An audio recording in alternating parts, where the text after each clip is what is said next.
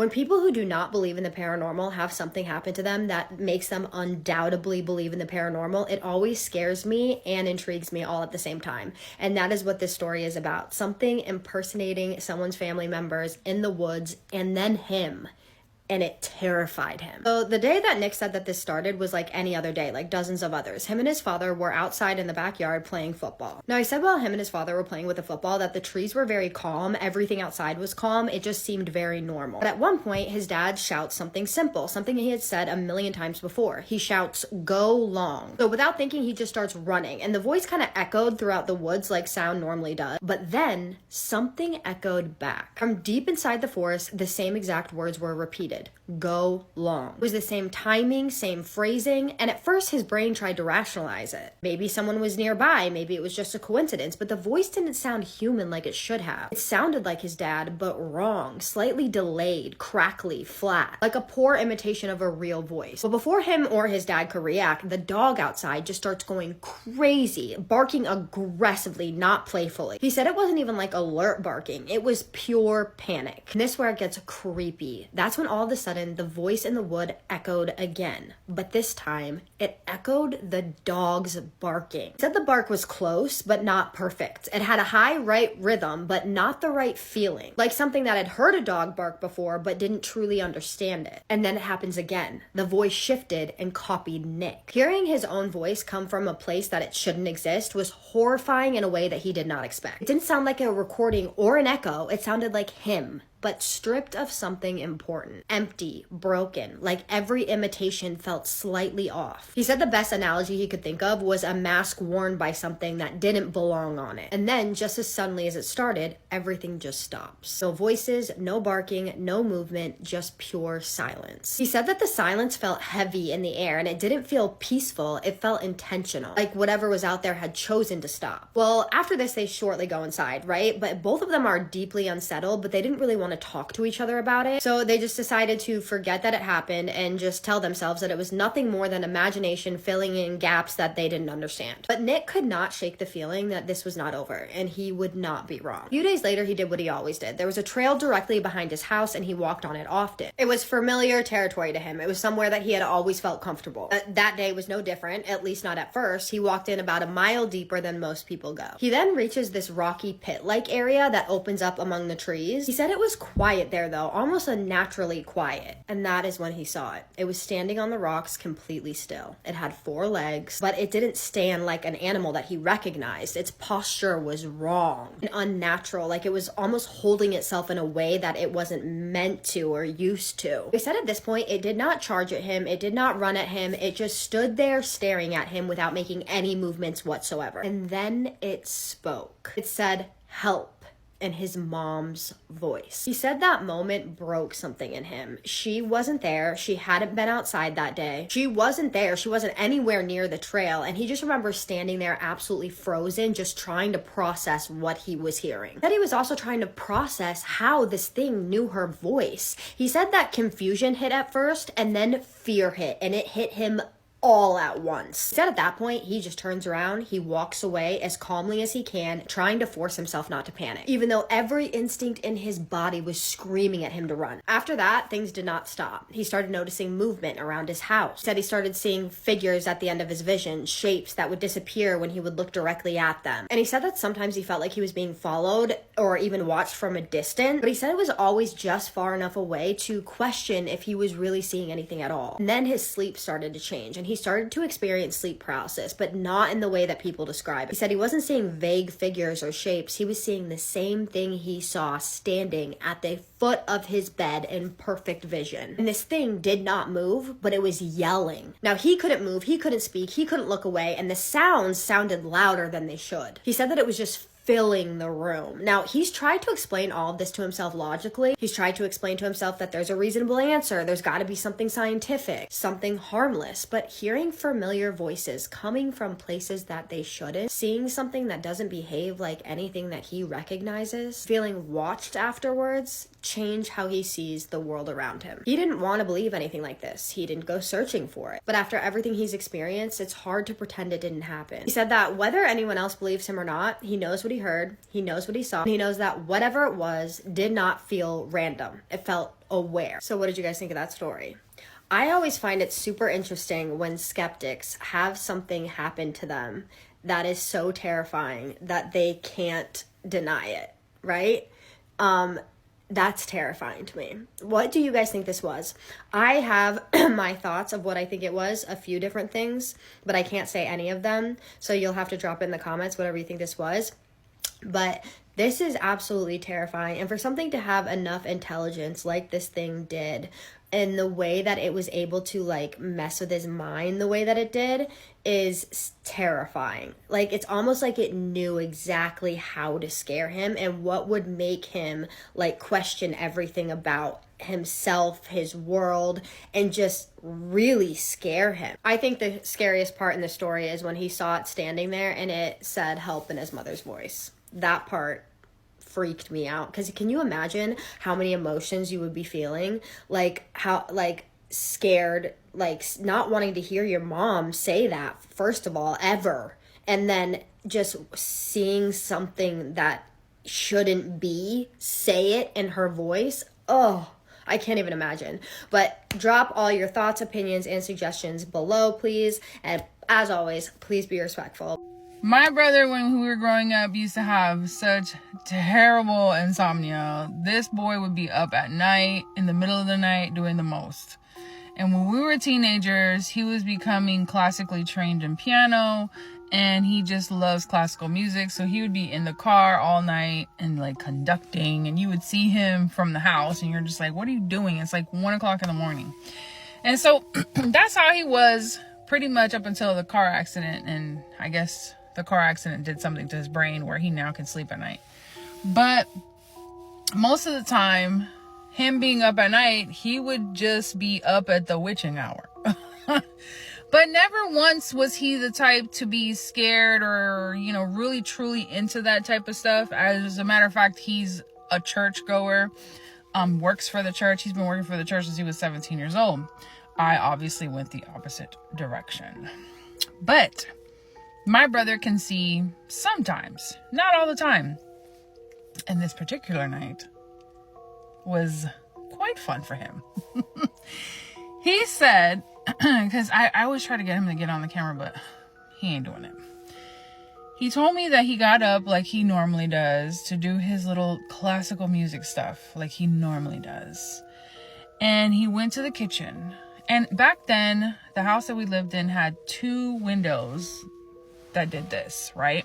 So it was like, and they're huge, 2 windows, and you would see them, you look out the backyard, and you're just like, wow, it was so beautiful. So one had the sink, and the other one had like a breakfast nook.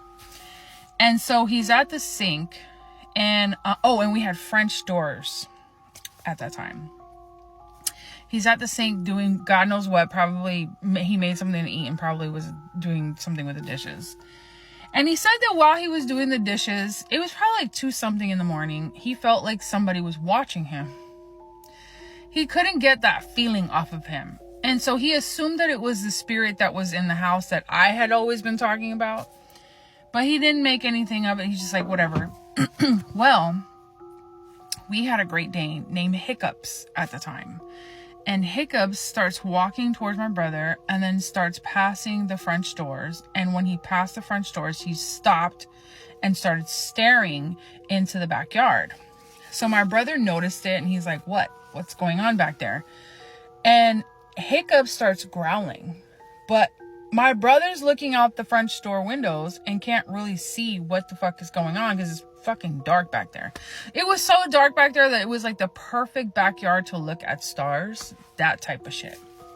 So he gets really close to the French door windows and he's looking and he's squinting, and all of a sudden he could see in the corner of the backyard, back way up against the fence, a silhouette of someone very tall standing there.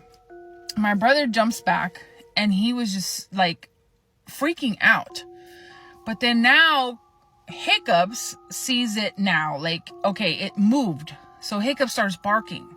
And he's like, shh, because it's in the middle of the night. Like, he's trying to get him to not. And now imagine a Great Dane barking. That bitch is loud, okay? It's like thunder, okay? Now, at this point, Hiccups is like, there's something there, bitch. I don't want to stop barking. My brother's like kind of freaking out. All of a sudden, my brother looks back out to the backyard. He said that this thing... If you watch Pennywise, you know how Pennywise does this thing and he does this like thing with his eyes? He said this thing looked down, his head moved down, his eyes went up, did that stare, his mouth opened up wide and let out a scream. My brother said he just dropped to the floor in fear, grabbed the dog. The dog is like, bitch, I don't want to be here either. He like ninja'd it out of the kitchen because he was so scared that this thing screamed so loud. He was like, this thing was so scary. He ran back to the room and was like not trying to move out of there. And so every time he tells me this story, like, because he told me this story several times, my imagination, it goes wild. And I could just imagine this thing's opening its mouth and then just screams at him.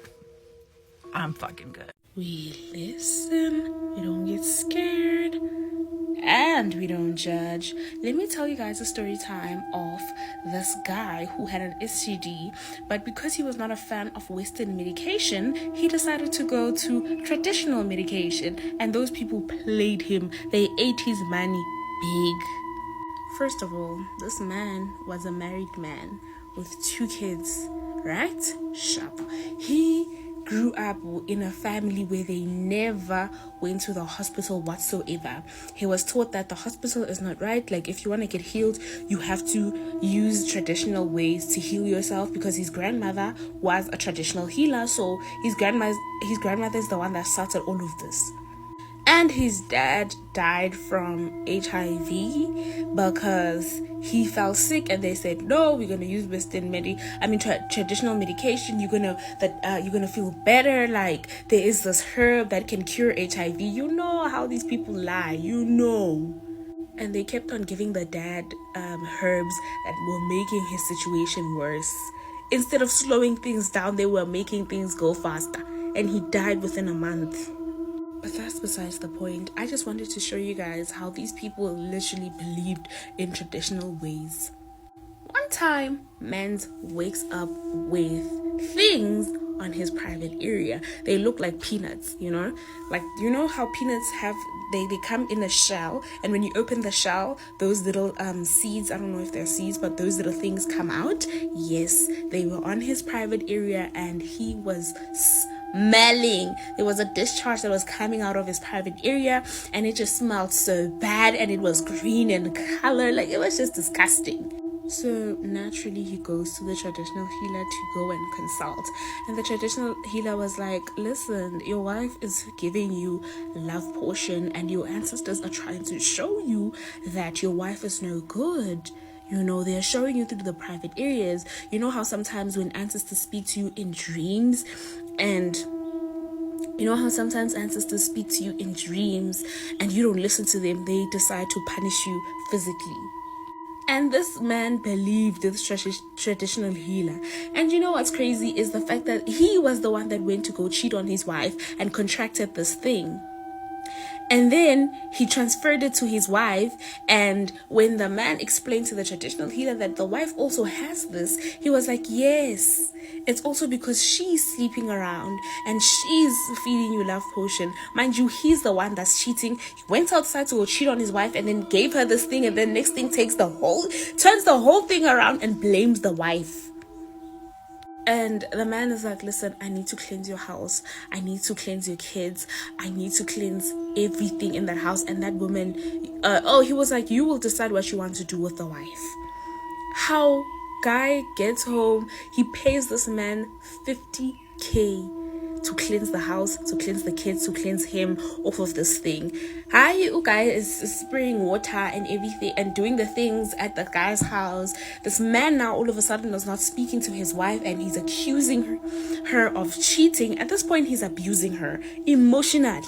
Say, you're a hoe, you're this. And the wife is literally like, what do you mean? I did not do anything. And she's just shrinking herself because she's trying to please the husband. Mind you, she's not at fault. So it gets worse now. The husband is like, he still loves his wife. And this traditional healer gets to a point, he gets things to a point where he's like, bring your wife along, and when they get there, he acts like he gets into a trance and he tells the wife that she needs to tell the truth. What is she doing with this man? And apparently the traditional healer was even crying on some, because he was embodying an ancestor from the man's family, and he's like, what are you doing to our son? And when I tell you, this man believed everything, and the wife was also crying because she's like, what are you talking about? I didn't do anything. Mind you, things are getting worse and worse in this man's private area. Isn't this guy that's fooling you and playing with you guys is giving you herbs that are supposedly supposed to treat whatever your wife gave you, which is not true at all. One day, this man fainted inside the wife's house. He fainted inside their house, the house that they share. And they took him to the hospital and they found out that he had an STD. The doctor obviously explained what an STD is, and if you know what STD means, you know how you get an STD. And they also treated the wife. The wife obviously did say that I didn't go out. I know he must have went out. She went on the guy's phone while he was still in the hospital, and that's when she found out that the man had been cheating on her like nobody's business. And I'm so glad that she chose herself, Shame. She chose herself and she left this man. After this man found out that he was being played by this traditional healer or whatever, she chose herself and she left. Because what do you mean you cheated on me and then next thing you say that I'm giving you love potion and I have to admit to things that no. She took her kids with and she left this guy. And guess what? To this day, this man refuses to acknowledge the fact that these traditional healers are lying to him. One thing about certain traditional healers, once they see that you're a bari, you're a fool, they're going to take advantage of you, Shame. Not all of them, but some of them. I took a candlelight ghost tour. One of the haunted tour spots is a sculpture that looks just like me. Delve into the city's eerie past with a guided tour of its most historic and haunted locations. Real history, real ghosts, real scary. The ad for the Candlelight Ghost Tour was accompanied by a host of 5-star reviews. I went out of curiosity. Our guide arrived with a small battery-operated candle. They were nerdy, nervous, and intensely knowledgeable about local history, especially the talk of murders in some of the stately mansions. I suppose every street has some history of crime, but usually you don't have a tour guide narrating which rich person was pushed out of which window. By the time we got to the park, my patience was wearing thin. It was a cold winter night, the snow slushy under our shoes, and all of us were shivering in our coats, hands and feet freezing. Oh. What we really came to see, our guide informed us, was inside the park, just past the fountain that was currently closed for the weather. At the other side was an alcove, where the park wall curved, and built along it was a stone bench.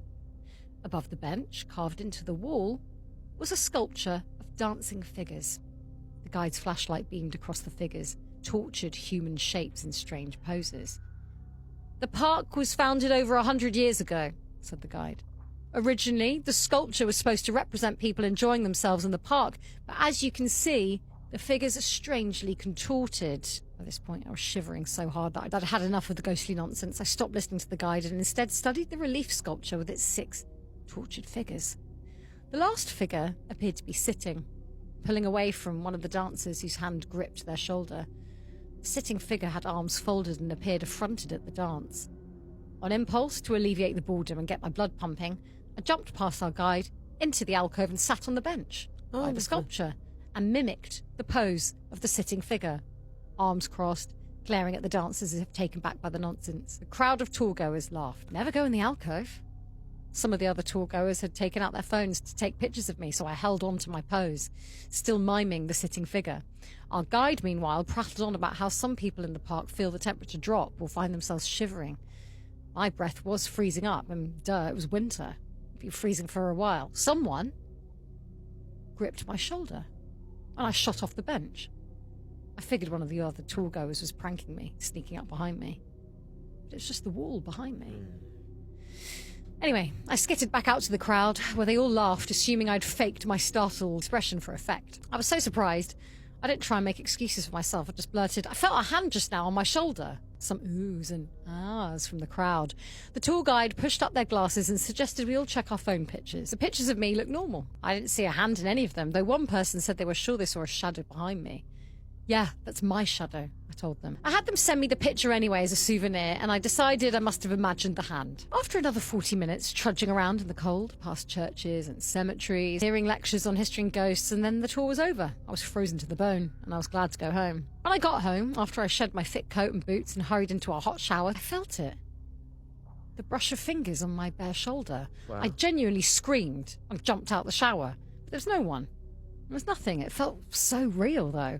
And for the next few days, periodically I'd notice it, like a weight on my shoulder, like a hand. And then it got heavier, as if it wanted me to notice that it was there. And sometimes, when I'd forget about the grip, I'd be reminded when the fingers would squeeze. Once, I found bruises one morning after I woke up screaming from a nightmare, and I felt the fingers gripping agonizingly hard. I went to the doctor. They said it looked like someone had definitely grabbed me, not a spirit, an actual person's hand clenching. They asked if I'd been in a fight or if I felt safe at home, but I didn't know what to say. Later, I went back to the park. I went and stared at the sculpture, at the sitting figure. I noticed how it seemed to be invited in. No, pulled in by the other dancers. How there was a hand on the sitting figure's right shoulder, squeezing. And that hand, the hand on the figure's shoulder, had to be what was on my shoulder. How could I make it let go? When I turned to leave, I stopped in my tracks because the invisible grip had tightened. It was so tight, like a vice. Tears sprang into my eyes from how much it hurt. "Leave me alone!" I stumbled and fell out of the alcove to the pavement and snowy ground. A couple of passers-by walking their dog looked over at me. I scrambled up embarrassed and I fled. When I got out the park, the grip on my shoulder lightened, but then I was at the corner, waiting to cross the street, and then something else happened. Something more terrifying. A car was coming, and I felt it push me. The car slammed its brakes and screeched to a halt while the grip on my shoulder shoved me under its wheels. Oh! I finally broke loose, babbling apologies to the driver, and hurried home. I called the tour guide. I left a message after message on their voicemail. They called me back. "Help!" I sputtered. "I still feel it, the hand on my shoulder. I think it's trying to kill me. What was the story behind that sculpture again? The dancing figures. Please tell me. I hope there might be some information that might free me." The tour guide was silent for some moments. "Oh yeah," they said. And they explained the story again. How it was originally meant to represent park-goers enjoying themselves. Nobody knows when, but at some point, people began noticing that the dancing figures appeared contorted and agonized, and that the central figure looked especially demonic. Supposedly, the dancers are all people who went missing, and the central figure is a demonic spirit that haunts the park. He can be seen sometimes walking around the fountain, or in photographs behind those who are soon to disappear. "How do I make it let go?" I asked. "Well, to be honest, I've never heard of anybody feeling its presence outside of the park," said the guide. "And the figure didn't show up in the photo with you, so just don't go back to the park." Okay, thanks. "Yeah, cheers, mate." No, you don't understand. I still feel it. It's gripping my shoulder right now." "Gripping your shoulder?" The guide sounded confused. More and more, I was beginning to feel like they didn't ever get calls like this, like maybe they, too, assumed it was a hoax. "What's gripping your shoulder?" "The hand, just like the sixth figure, the one sitting on the end." "Six?" The guide interrupted. "No, 5. No, I was copying the pose of the sixth one, the sitting one. 5. Guide said firmly. It was definitely 5. "Listen, the one I was copying, there are 5. They're all dancing. Do you remember my lecture from the park? I talked about the central figure. If there were 6, there would be no central figure. It'd be 3 and 3 split evenly. But there are 5. 2 on each side of the central figure. There's no 6th figure. Well, not yet." I didn't hear what they said after that. No. I was scouring through my phone. There I was, sitting, posed with my arms crossed, glaring at the relief sculpture. The guide was right. there were only 5 figures visible in the photograph, and they were all dancing.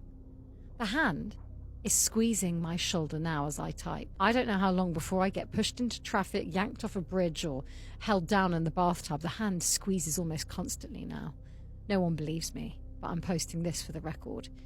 If you take the candlelight ghost tour and see the alcove with the dancing park goers, count the figures. You'll know what happened to me if you count, and there are 6. Let's read some more creepy Reddit stories. But for this one, this is a little different. The parents are going to really love this one. So today we're going to be reading creepy stories about when kids see things that we don't. Some of these are kind of short, so I found 7 of them. And if y'all like it, I'll do another one because there's a lot of like creepy kids seeing ghost stories. When my oldest child was 2, my husband was far away for work. One evening, while sitting in the recliner, my 2-year-old looked down the hall behind me toward the front door and said, "Oh, hi." Despite being 7 months pregnant, I have never moved so fast. I leaped out of the recliner and snatched up my baby. I looked down the hall and no one was there.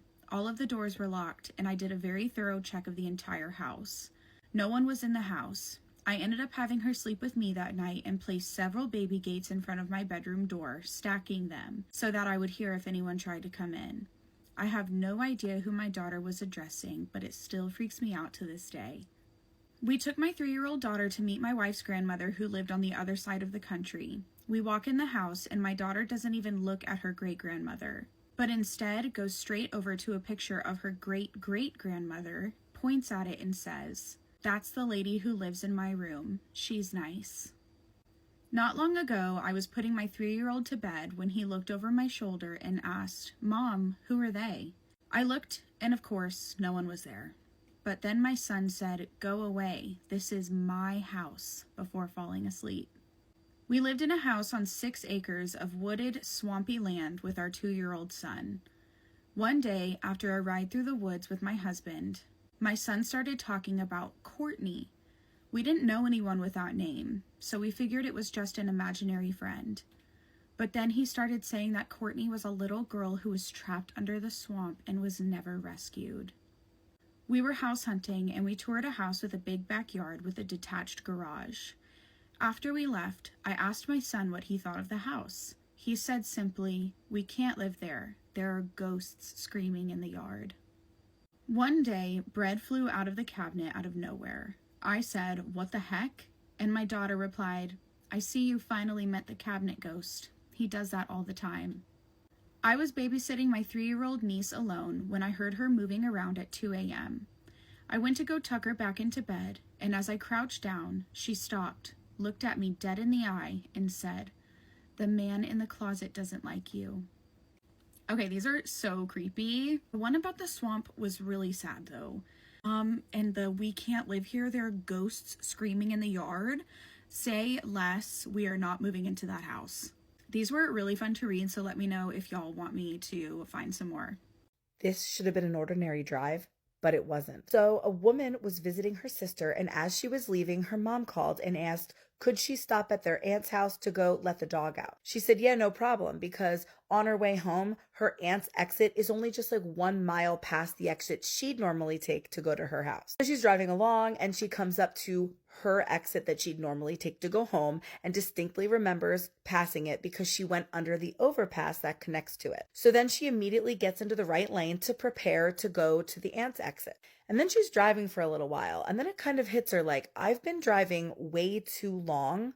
Where the heck is my aunt's exit? She absolutely should have come to it by now. But she didn't even have a lot of time to really think about what happened or where the heck the exit was, because all of a sudden, here comes another exit to the right. So she takes it because she figures she'll get there, turn around, figure out where she is, and go back. And upon taking this exit, she realizes something. This is her exit, the one she takes all the time to get to her own house, the one that she vividly remembers passing just a few minutes prior. She's like, I know this doesn't make any sense. I know I drove straight the whole time and I definitely passed my original exit. She says she's a healthy 26-year-old woman, no issues. She's not on any substances. So what in the heck happened. She's like, I honestly can't think of anything other than glitch in the matrix. Let me know your thoughts in the comments. Have you experienced anything like this? I love glitch in the matrix stories, so if you have any of your own, don't forget to submit them to the email in my bio. And if you haven't already,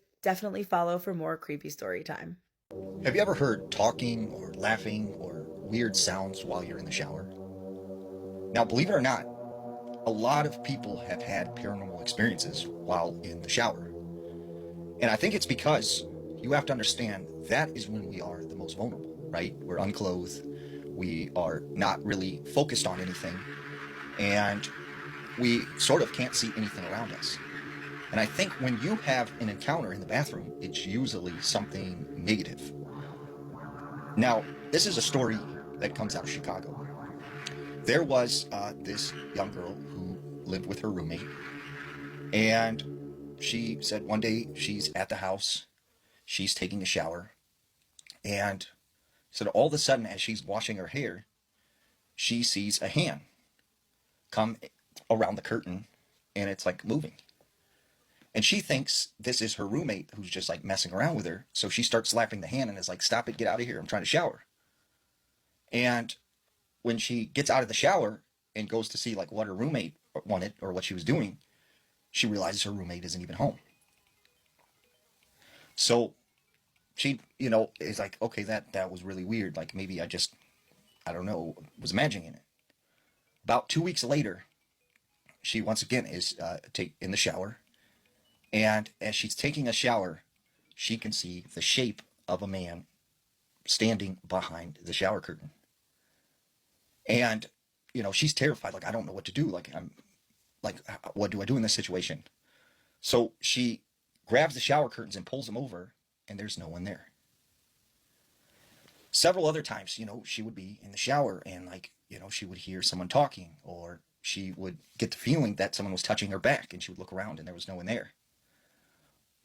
So this kept happening, and she, wondered why is this happening to me? And why doesn't my roommate ever experience this?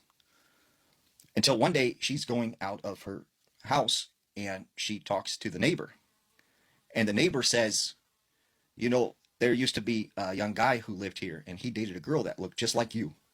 And it's crazy. The young guy, he was in the shower, he slipped and fell, hit his head, and passed away. Weird spooky story time. UFOs in San Jose caught on camera. So about a week ago, I got a DM on Instagram, and somebody was telling me that they encountered a UFO sighting in San Jose, California last year. He pulled out his camera and he caught it. He goes on to say that a helicopter and an airplane look to be circling around it. I can't see that in the video, but here it is.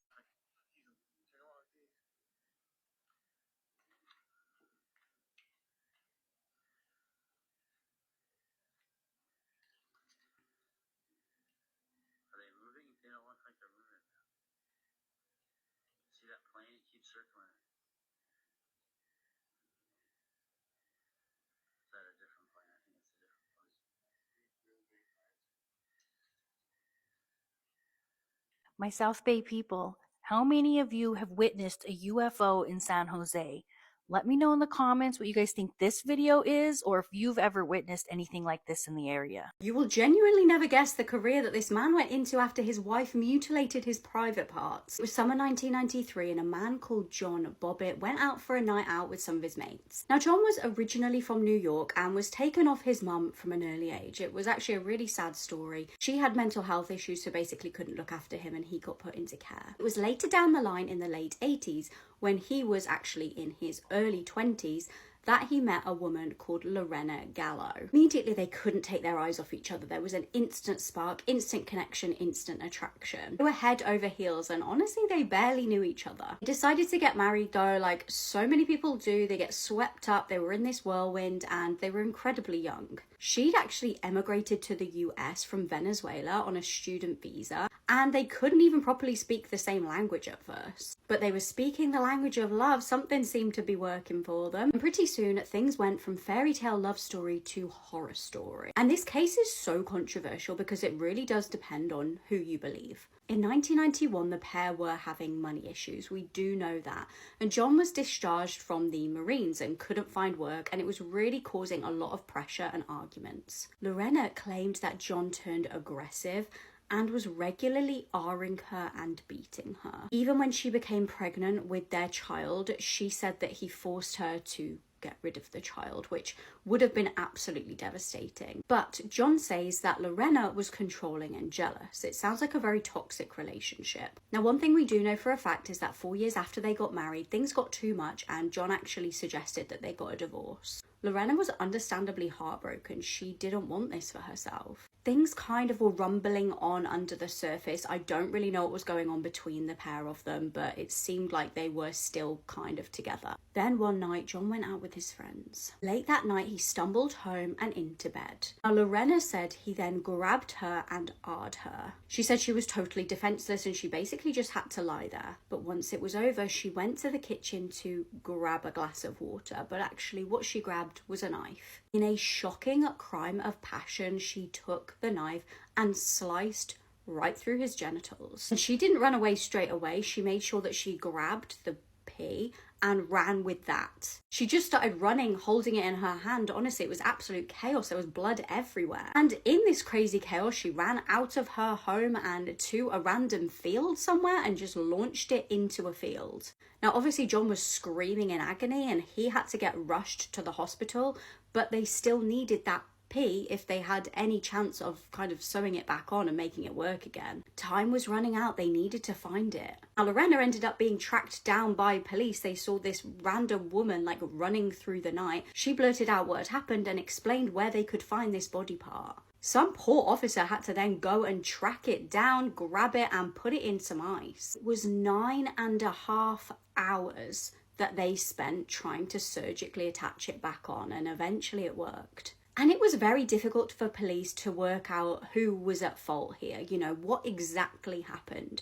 They were both claiming that the other one was to blame. Both John and Lorena were arrested and it went absolutely wild all over the news, as you can expect. One of the weirdest parts of this case for me is that they were both found not guilty. In court, John was acquitted of SA, and honestly, this does happen a lot with SA cases, especially when you're in a couple with somebody, because how do you really prove it's kind of one person's word against the other? Lorena was found not guilty of malicious wounding due to temporary insanity. Now, the pair obviously did end up getting a divorce, thank God, but John wound up getting a career in the most unusual field. He became an adult actor. He ended up being accused and found guilty of a number of violent offences against women. He spent time in jail for domestic battery of his then fiancée Christina, later had a second domestic battery charge, then he was convicted of harassing an ex-girlfriend, and in the early 2000s, he faced charges of assaulting his then wife Joanna. Some people are like, this confirms that Lorena was telling the truth, that he did in fact R her back in the day. But the most mental part of all of this for me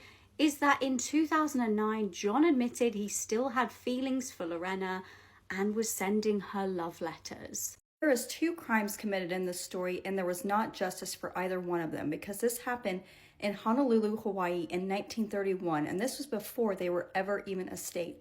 So let me know how you feel about this story, because I believe we did not get justice at all. This is Talia Massie. She asked a vehicle to stop and drive her home. They were wondering what happened to her because her face had bruises and she was badly beaten. Talia is 20 years old and she is married to her husband Thomas, who is a naval officer stationed at Pearl Harbor. So he came home and he saw bruises all over his wife and he is wondering what happened to her. And she stated that 4 to 5 Hawaiian men had brutally attacked her and SA'd her. Talia comes from a very prominent family. She is related to Alexander Graham Bell from her mother's side and Theodore Roosevelt from her father's side. So the police come over and get Talia's statement, and she claims that she went to the naval party that night, but she got bored, so she left the party around midnight. She ended up taking John Ena Road, and then she went through the park, and eventually a car stopped with 4 to 5 Hawaiian men. They had dragged her and punched her in the face and pulled her into the car and took her to a remote location. She was then dragged into the bushes, and then they took turns SAing her. Now, they were very worried because this does not happen in Hawaii. So she was taken to the hospital and they saw that she had a fractured jaw. They tried to do a pelvic exam, but they realized she had bathed after this attack because she was worried about getting pregnant. So there was no fluids that were taken. While they are doing the exam on Talia, they get word that there was a group of men that got into an altercation with another family in a fender bender. Police speak with a woman named Agnes Peoples. She is Hawaiian and claims that a group of men, they got into a fender bender and there was a kind of an altercation with pushing and shoving, and then eventually one of these men punched her in the face. So Agnes was able to remember the license plate on that vehicle, so they decided to go to the home where that vehicle was registered. So Talia was brought in for more questioning, and she kind of remembers the license plate, but she was one number off. I'm not quite sure why all of a sudden she just remembered this license plate number. They found the vehicle at the residence, and a man named Horace answers the door, and he claims that this vehicle is his sister's, and he loaned it out to some friends, but he has no idea who his friends' names are, so they decided to bring him in for questioning. Horace does admit to the fender bender with Agnes, and one of his friends ended up punching her in the face, but he claims he has no idea who Talia is or what happened to her, but eventually he does give the names of his friends up. They bring all these 5 suspects to Talia's home to do a lineup. Now, this lineup is not normal like we usually do, where we have one suspect and then have ordinary people mixed in. No, they have all 5 suspects standing in front of her. They drew the curtains to make it look like it was dark the night she was attacked. So all of these men know each other because they all grew up together. So Talia went up to each one of these men, asked their name and what their nationality is. So first she went to Joe, he states he's Hawaiian, then went to Horace, he is Japanese. Then to Henry, he is Hawaiian. Then to David, he's Japanese. And then Ben, he is Hawaiian. So according to Talia, she was definitely sure that Joe and Henry were there, but she is not quite sure about the other men. But they decided to arrest all of them because some of them had been previously involved in another SA about a few years prior. So 2 years before this incident, a 17-year-old Chinese woman named Rose Young accused Ben and Henry of SAing her. But by the time the trial came, she recanted her statement and now claims it was consensual.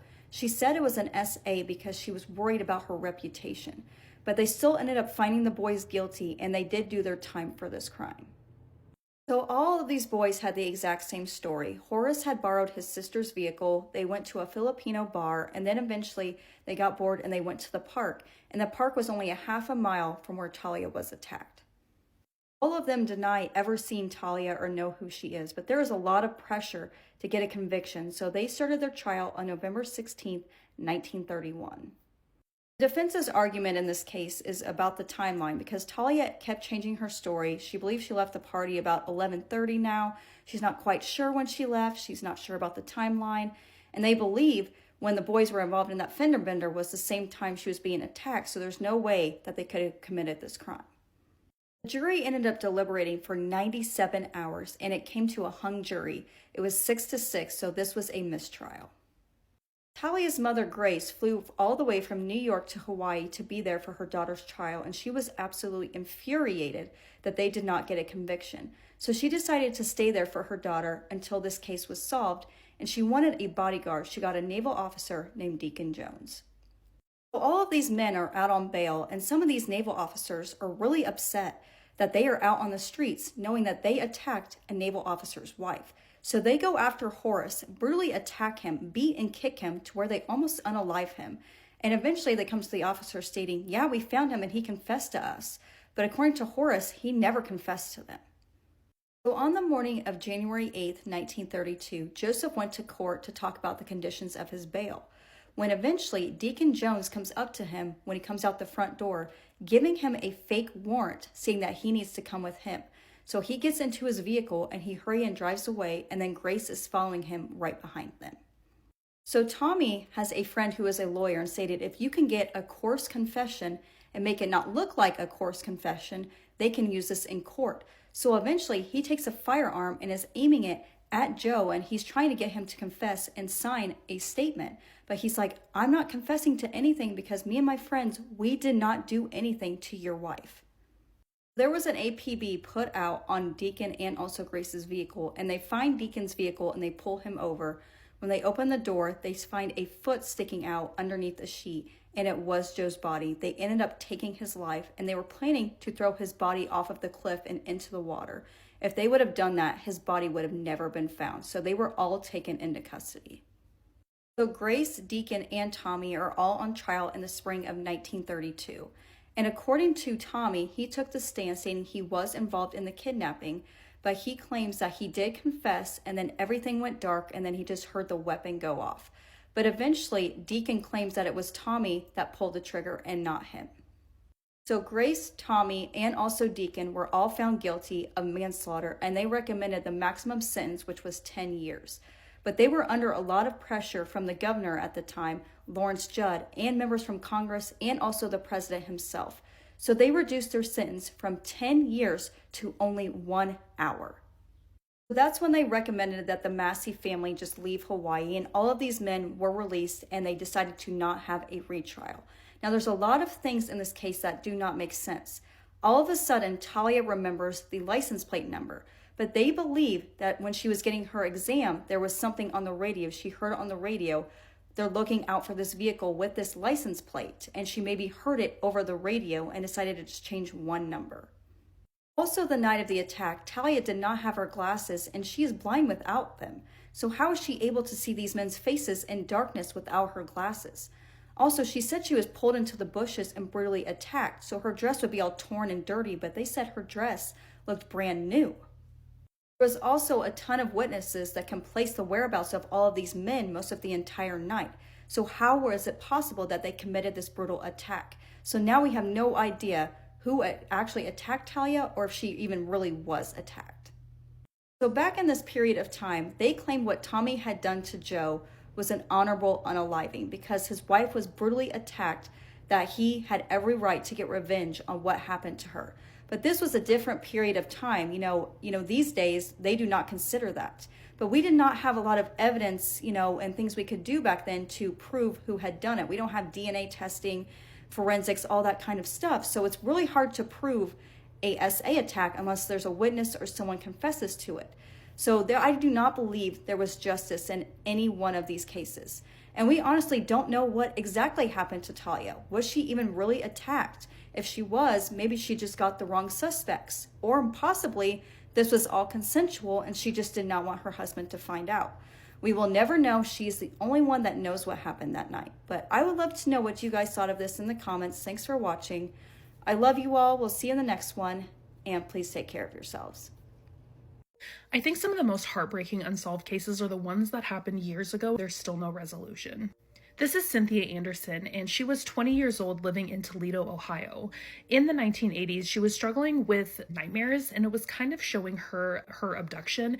In these nightmares, she would frequently let an intruder into her house. They would take her. What's really scary about these nightmares is that Cindy was eventually abducted, or at least she disappeared. On August 4th of 1981, Cynthia went to work like normal. Now, she worked as a legal secretary, and the two lawyers that worked there normally didn't come in until about noon. So Cindy was usually alone in the office until about noon. She would do her work, lock the door, and answer the phones the way she was supposed to. They had installed like a security button that would alert the neighboring business if something had gone wrong. Cindy could press the button and then they would be able to help her. But on this day, the lawyers showed up at about noon. Cindy's car was still in the parking lot. When they got to the building, the door was locked, but when they let themselves in, Cindy was nowhere to be seen.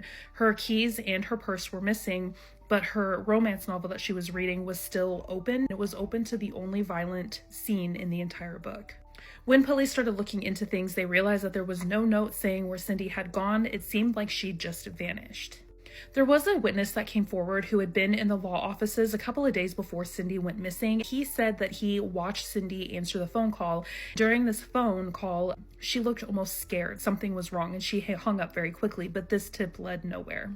Police did consider that maybe Cindy had left on her own free will, but this doesn't really line up because at the time that she disappeared, Cindy was actually getting ready to quit her job in the next 2 weeks and she was going off to Bible college and she was really looking forward to that.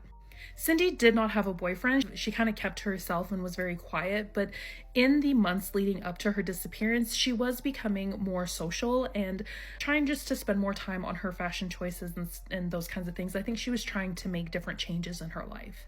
It also doesn't add up that she left on her own free will because her social security number has never been used again for any other job. She left a substantial amount of money in her bank account. It really seems as if Cindy just vanished off the face of the earth, and I just find this case incredibly strange. But what are your thoughts on it? Let me know your thoughts down in the comments. Follow for more true crime. You can't make this stuff up. Might have known the story of real-life boogeyman. Y'all out here taking, if I can't have you, can't nobody have you, to a whole nother motherfucking level, bitch. Have y'all ever heard of Tammy Williams, also known as Tammy? If you have or have not heard of this psychotic ass motherfucker, you got to know. We about to talk about it. Alright, so March 2018, Tammy started dating an old classmate by the name of David Carter. They dated for about 6 months, but somewhere in a relationship, Tammy started getting real possessive and showing signs of bad ass fucking jealousy, bitch. David people was like, if you seen David, you had to see Tammy crazy ass. Now, David did have one son by the name of DJ, and generally on the weekends, David would get his son. Well, the weekend of September 30th, David sent a text message to DJ Mama saying, I'm not going to get him this weekend because I'm feeling sick. The DJ was like, I got to go get something from my daddy's house anyway, Mom, so I'm going to go run over there. So DJ went on ahead, went to his daddy's house, and when he got there, he seen Tammy outside taking some trash out. But when Tammy seen DJ, she threw the trash in the dumpster and then turned around, ran back in the house, and locked the door. Now, DJ did automatically think that shit was kind of odd, because what the fuck is you running for, and why the fuck is you locking the motherfucking door, bitch, if you just seen me the fuck outside?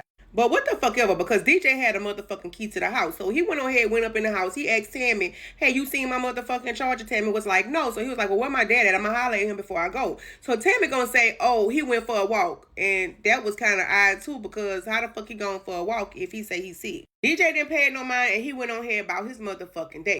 I need y'all to keep up with me with this story, okay? Now, David had a friend named Roger. Roger and David had worked together for about 19 years. David was supposed to go to work Sunday, and he didn't show up. Now, Roger said off the bat, that ain't like David, because David ain't gonna miss no motherfucking double time. That man about his motherfucking money.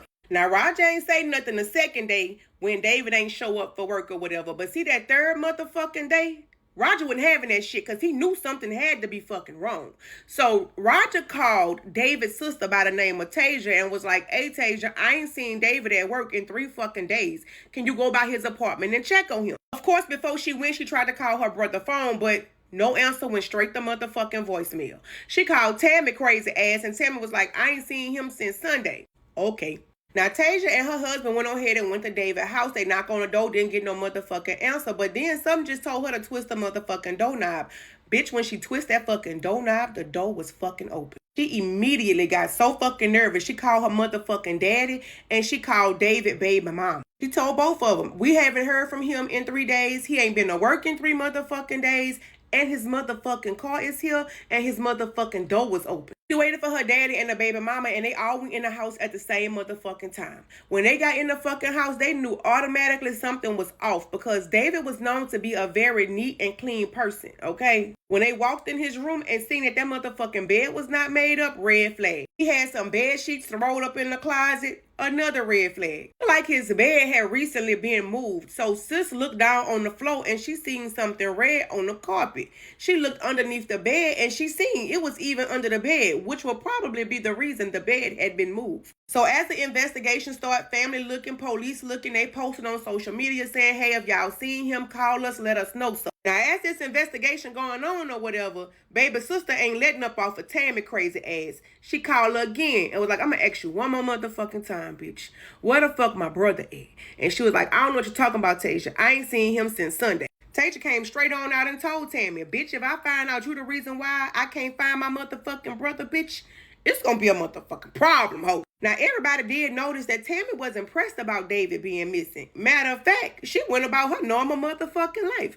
Posting her shit on social media, bitch, going to work, being a mama, whatever the fuck else she was doing. Until a few days later, landscapers was cutting the grass on side of the interstate I-75 when they noticed a motherfucking sleeping bag in the grass. One of the landscapers went to go and pick up the sleeping bag, but they noticed it had a little weight to it or whatever, so he was like, that's probably just somebody threw a dog out or something. But then as he walked away, he was like, well, what if it's not? What if it's like a baby or something? So they called the fucking police. Bitch, why wouldn't the fucking police get there? He see a foot in the fucking bag. Get the crime tape out and shit, bitch. Why the fuck, after they start looking through the fucking bag, it's only a man from the waist down? This portion of the body was found somewhere in Ohio. So Ohio police going through missing persons report, reaching out to cities and counties or whatever in the neighboring area or whatever. So they finally see that Michigan had a missing person report for a grown man. So they sent a tattoo image over to Michigan police to try to match up this motherfucking tattoo. Michigan police was able to confirm that it was David. Attention went straight to motherfucking Tammy, bitch ass. Now, a few weeks before David came up missing, he did go to the movies with his female cousin, and they rode in her fucking car and left his car at the house. When he got back home, all four of his tires was on the flat.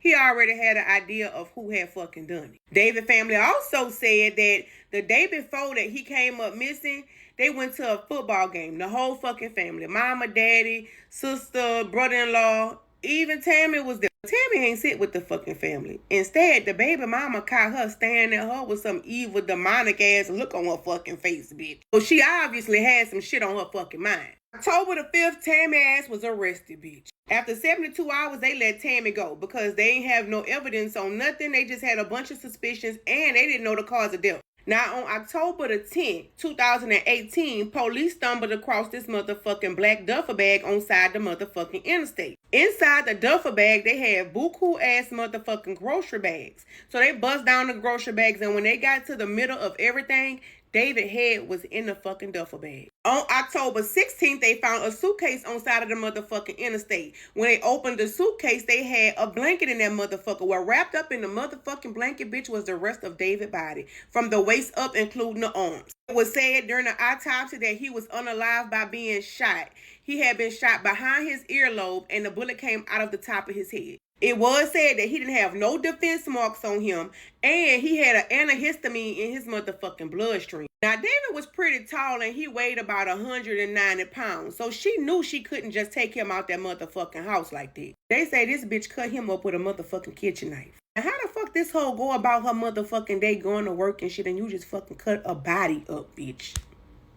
Police don't know where this hoe at right now today, y'all. As of October 2018, that hoe is on the run. She's still on the motherfucking run. Her family say they ain't seen her and ain't fucking heard from her, bitch. She was last seen somewhere in New York, leaving a motherfucking hotel called the Neptune Hotel.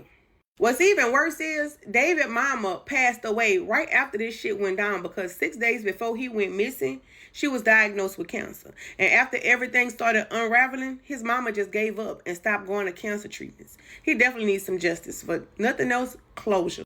Kidnapped from school, his abductors would demand a ransom, but would the little boy come home safe?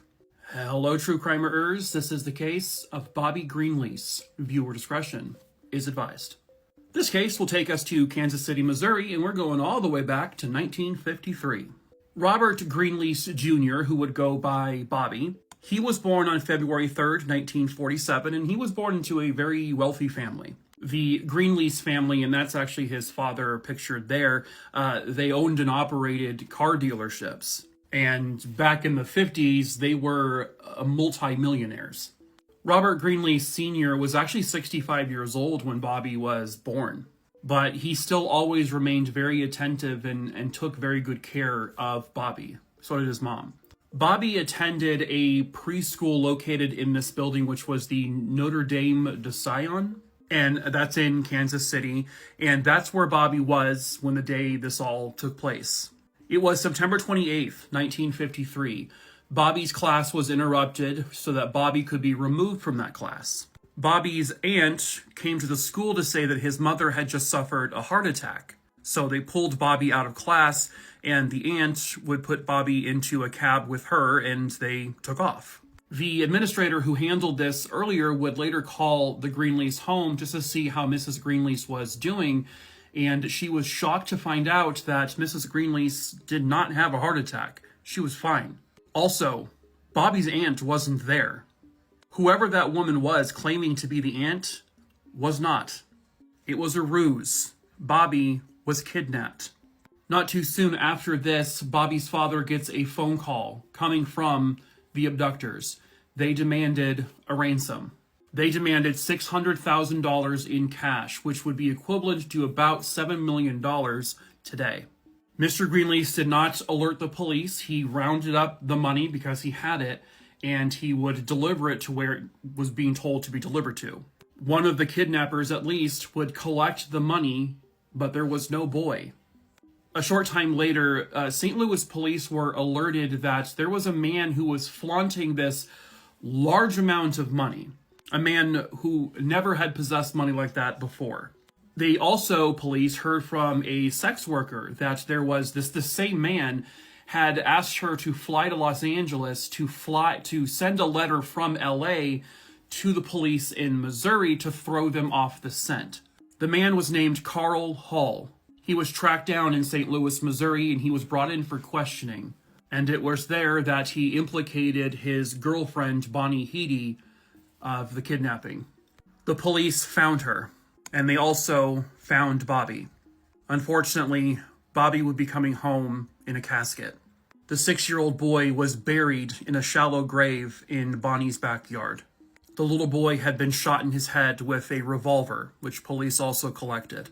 While Carl Hall tried to say that she was basically the mastermind and she did all of this, turns out that was not true.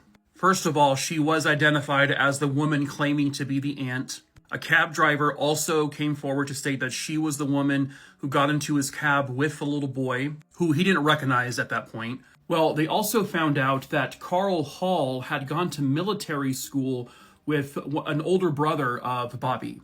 But Carl heard all about how the family is rich, and Carl devised this plan to, go after this rich family. He had been planning this for years. He wanted to make one of the Greenleases a victim. When the ransom was called in the first time, Bobby was already dead.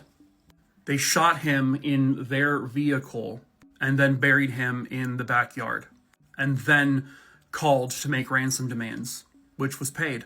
Roughly $288,000 of that ransom money was found, but the remaining $300,000 plus has never been located. There's all sorts of theories and conspiracies out there about where that money truly went, but the fact is it's never been found. Carl Hall and Bonnie Heedy would both plead guilty to the kidnapping and the murder, and a jury would recommend the death sentence for both of them, which would be the gas chamber. On December 18th, 1953, just 81 days from when the crime actually was committed, the two of them were executed together. And both of them are rotting in hell. And this little boy never got a chance to grow up. He never even got to experience childhood. All because what? Some guy didn't like that some family was rich? He wanted money but also wanted to victimize them? Well, at least only 81 days after his murder, he got justice. 5 teenagers vanished together. Would they ever be found? Hello, true crimer-ers. This is the case of the Clinton Avenue 5. Viewer discretion is advised. This case will take us back to 1978, and it will take us to Newark, New Jersey. These 5 teenage boys were very good friends. They were always together. 17-year-old Melvin Pittman, who would also go by the name Ricky, 17-year-old Ernest Taylor, 16-year-old Alvin Turner, 16-year-old Randy Johnson, and 16-year-old Michael McDowell. 4 of the 5 had gone to the same high school together, and they all lived pretty much in the Newark, New Jersey area. On August 20th, 1978, the 5 teenagers were actually out playing basketball at a local park, something they did all the time, when they were then picked up by a local contractor by the name of Lee Evans. Lee Evans knew these kids, and he knew that they would always want to make a few extra bucks because he had to move some boxes around, so he picked them up to help him with that. After that was done, he then says he drops the 5 teenagers off on Clinton Avenue. I'm not sure exactly, specifically where, but just somewhere on Clinton Avenue, which is why later they would be called the Clinton Avenue 5, because after he dropped them off, nobody has seen these 5 kids ever again. They vanished into thin air, as it seems. A short time later, the parents start to notice their sons haven't come home, and then one by one, they report these kids missing. The police asked the community to please help, like, we need to know where they are, and we have nothing. Because in terms of actual confirmed sightings of them, there were none. Police would interview the last person who they can confirm actually saw them, and that was the contractor, Lee Evans, but they end up giving him a lie detector test, and he apparently passes that test, and so they, at that point, cleared him as being a suspect.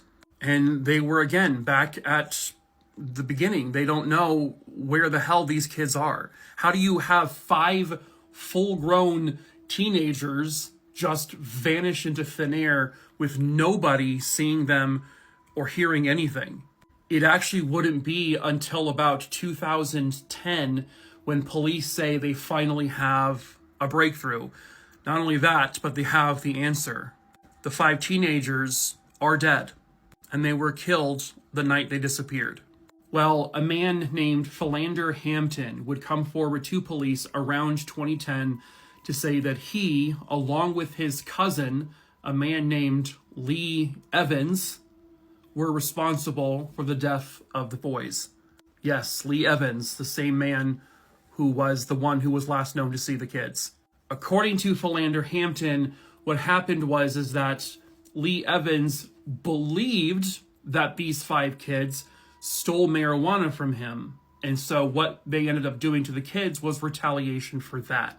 This was never even confirmed, by the way. He just thinks they stole this marijuana. So what Philander says happened is they lure the boys into this truck.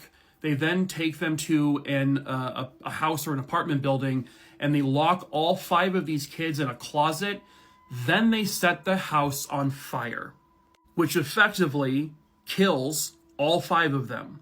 So each one of these men is arrested. Lee Evans is still denying he had anything to do with it. But both men will end up being charged with 5 counts of murder despite there being no bodies. When police go to the location where they're saying this house fire occurred, they search this building, which is now a brand new building. It was constructed years ago. They brought in cadaver dogs and everything. They found nothing. No scents were picked up. It doesn't mean the boys weren't there at some point, but it's just when they're searching in 2010, there's no sign of them. And one thing that's kind of confusing me is, wouldn't they have known that the house was on fire whenever this happened? And when that happened, would they have not noticed 5 bodies in the wreckage or the remains of this home? Because I can't find any mention of a house being on fire and the bodies of people were found. I mean, it's not exactly a normal thing where you have 5 bodies that are completely and utterly destroyed by a fire. You typically have at least something remaining, especially with like a crudely set fire just using basic things like gasoline. It's not impossible, of course. I mean, I'm sure the bodies could have been destroyed, but it just seems so unlikely. According to police, there was actually a 3rd person involved, but that person died before this came to light. There are a lot of people who don't believe Philander Hampton's story, and I think a lot of it has to do with the fact that, you know, how did nobody know about this fire and these bodies inside? But police believe the story, and they say this is what happened. Philander Hampton would agree to take a plea deal confessing to the murders as long as he testified against Lee Evans. He does so. He is sentenced to 10 years in prison. He testifies at the trial against Lee Evans, but there is no bodies, there is no evidence. All they have is the story of this man, and that's it. And so, Lee Evans is acquitted. He is found not guilty of the murders. And honestly, it's like I can't necessarily blame the jury on that. Sure, he was the last person to see him, but without the bodies, without any evidence of this fire, it's going to be hard to convict. I'm not saying I don't think he did it. I think he probably did do it. But you have to have the evidence. And unfortunately, they just have the word of one person. And the heartbreaking reality is none of these boys have ever been found. They have never been laid to rest properly. And that's tragic and unfair. And really, in the end, none of them got the justice they would rightfully deserve.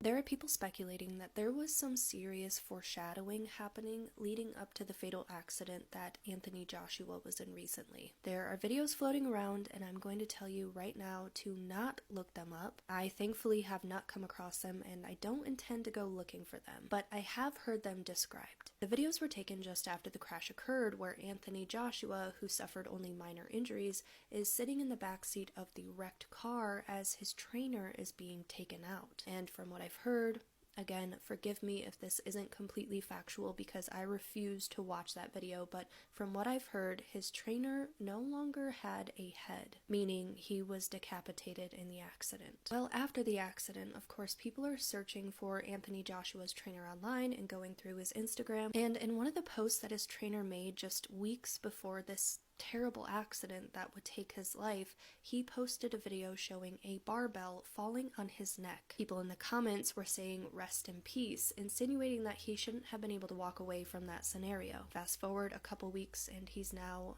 missing his head after this horrible accident. People are also pointing out the fact that Anthony Joshua did the neck slashing gesture before his fight with Jake Paul. It's all very eerie. Finding patterns like this after a tragedy always feels ominous.